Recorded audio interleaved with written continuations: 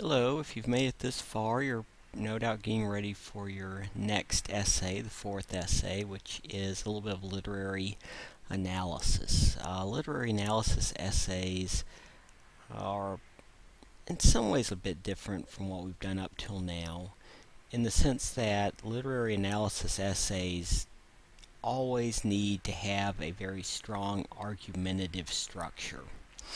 By that I mean you should have a thesis statement, an individual sentence that will explain what you're trying to say about the short story that you choose. And you should have strong topic sentences that support your thesis. Now, what kind of topic sentences would you use? How would you prove a point about a short story? I want to take just a couple minutes to go over the elements of fiction, because when we talk about a piece of literary writing, these are the kinds of ideas and the kinds of units of analysis we use. So let me just run down a list of some of the major ones. Plot. Plot's pretty simple. Plot's just what happens in a story. Okay, it's the series of events. Now, not every story is straightforward about the series of events. If you've read Rose for Miss Emily, then you know that there is a distinct difference between narrative order, the order in which you're told things as a reader, and chronological order, the order in which things happen in time. So one way to think about the plot in something like A Rose for Miss Emily is, what's really happening? Can you put it into a sequence of events that makes sense in time? And why do you think William Faulkner makes the choice that he does to tell the story piecemeal and switch back and forth in time between events? Another thing that you can think about is character. Character is anyone or anything that plays a significant role in the story. If you think about how a character changes or evolves over the course of a story, you're probably getting at what the author is trying to tell you. Okay? In other words, an author usually will explore some idea through the way the character is revealed and then develops. If a character is the same at the beginning and at the end, if he's just kind of flat and static, well, then maybe he's trying to tell you something about the nature of this person or the nature of humanity. If the character changes, then you need to look at how the character changes and why, and what that reveals about the way the world works. Araby by James Joyce is a very easy one to think about this way, because the main character in Araby experiences an epiphany, a moment of insight that changes his entire point of view about the world and his place in it, and specifically with respect to his ideas about love and romance. So if you write about Araby, a very easy angle to take on it is, how does this epiphany occur, what does it tell us, and how is it revealed? Setting. Okay, there are a couple ways to think about setting, but the most obvious are time and place. Okay, where something happens, when something happens. The River is a really good short story to talk about setting, because you see a number of different settings in it. Okay, the most significant ones, of course, are the apartment where Frank is living with his parents, and then the farm where his babysitter takes him for the day, as well as, of course, the river itself. But for our purposes, it might be interesting to, say, look at the apartment and the farm and consider how they're the same and how they're different and what that tells us about Flannery O'Connor's point in the story. Narration or point of view. This is the perspective that is taken by the author. Okay? Is the story told by a character, or do we have a narrator outside the story telling it? If a character is telling it, is he telling it at the time it happens, or is he telling it looking back? If we have a narrator outside the text, are they omniscient? In other words, they know everything that's going on, or are they what we would call limited omniscient, meaning they only know certain things that are going on? Again, A Rose for Miss Emily is a great example of clever use of narration, because presumably the narrator knows things that we as readers don't, but is purposefully sort of holding them back or revealing them in a very specific order to create a particular effect. Conflict. Okay, conflict is what makes a story go. It's some sort of interweaving of a force and an obstacle. Okay, and the simplest way to think about it is that two characters have some sort of disagreement.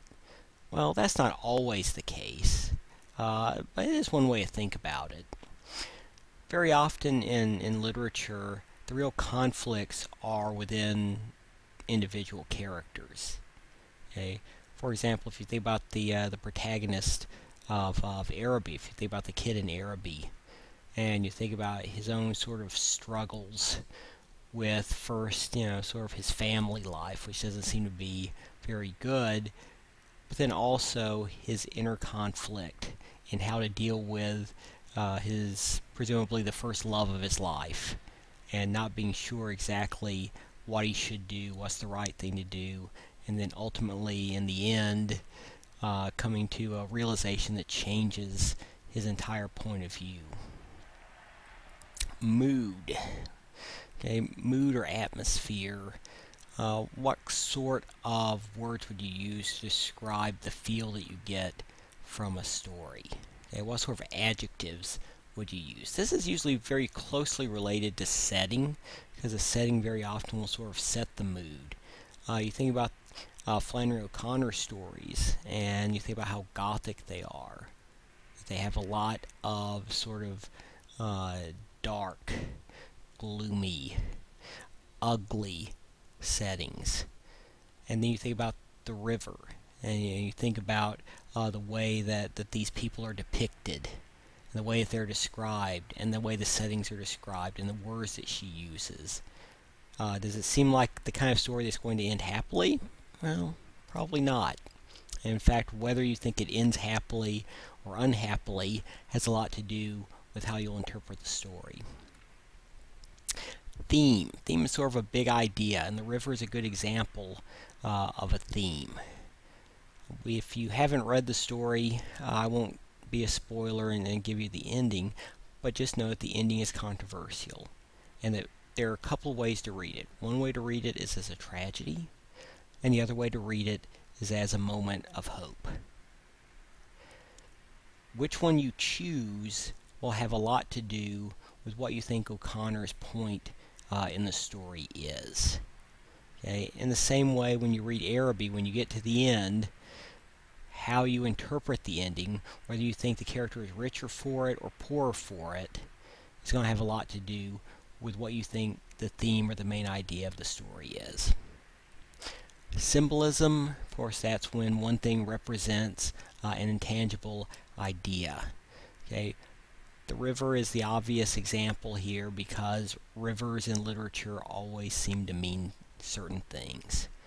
Okay, and if you think about the context in which O'Connor writes about the river, it's in the context of baptism, and you think about all the symbolism that goes into baptism, that it really isn't something that has anything to do with water. It's not something that has to do with being wet or being dunked. Okay, it has a much greater significance than that goes way beyond the simple act. Okay, it means that an individual has come to a very particular moment in his life and has made a very distinct and public decision of commitment to Christ. So baptisms are always very symbolic. Water is frequently very symbolic. Rivers are very symbolic. So not surprising that The River by Flannery O'Connor is going to be a story that has a great deal of symbolism in it. Now, how you construct your essay is similar in my mind to how you would construct an outline. In other words, you should start out with some sort of big idea. You have something to say about this story. What it means, what it's about, how it works, and you want to share it. Well, inherently that's an argument. Okay, and by an argument I simply mean you take a point of view and you defend it. These elements of fiction are just tools that you can use to find evidence. Okay, if you want to say something very broad about Araby, the way to prove your points will be by talking about the characters, the setting, the theme, the plot, things like that. So the first thing you need to figure out is, what is it I'm trying to say? Then you can start to craft your thesis sentence. Your thesis sentence should give your main idea and also give some idea of what your points are. Okay, so if your point about Araby is going to be proven using the characters, the plot, and the setting, then you want in your thesis statement to mention what about the plot, what about the setting, what about the characters you're interested in. Then the first sentence of each paragraph that follows should take a piece of that thesis and restate it as a full sentence. That's what we call a topic sentence. So if I were to say that The River makes a point about Flannery O'Connor's view of religion through its grotesque characters, through its rural, backward setting, and through its ambivalent ending, then as a reader, what I will expect is, in that first paragraph, that first sentence is going to say something about the grotesque characters. In my next paragraph, that first sentence is going to say something about that rural, backward setting. And that third paragraph is going to say something about the ambivalent ending. You should be able to take your thesis and your topic sentences and craft them almost into a paragraph by themselves. And it should make some kind of logical sense, because all the ideas should be building off of one another. One way to think about an opening paragraph is that it's sort of like a funnel. You're going to narrow down to your thesis sentence. You'll start with something maybe kind of broad, kind of general, but you'll get more specific as you go along. It's also very important in an opening paragraph of a literary essay that you clearly identify for your reader the author and the title. If they don't know that, they have no idea what you're talking about. And you also may need to go ahead and briefly introduce the characters or summarize the setting. Remember that your reader only is going to necessarily know about your story what you tell them. So if you're not giving them enough context to understand what you're talking about, you're just going to lose them. Okay? That doesn't mean you have to stop and do a long summary. It doesn't mean you have to stop and tell me everything that happens in the plot. It doesn't mean you have to go through and list every character, whatever. It doesn't have to be that broad, but it does have to give your reader enough to then understand what it is you're trying to say. It's awfully hard to explain the significance of the character's experience at the bazaar in Araby if you never have mentioned that, oh, by the way, he goes to a bazaar. So make sure that you're giving your reader enough to go on so that they can understand at least enough to make sense of your argument, even if they haven't read the story. Now, if you have any questions or problems, concerns, as always, let me know, but I'm hoping that you'll enjoy these stories.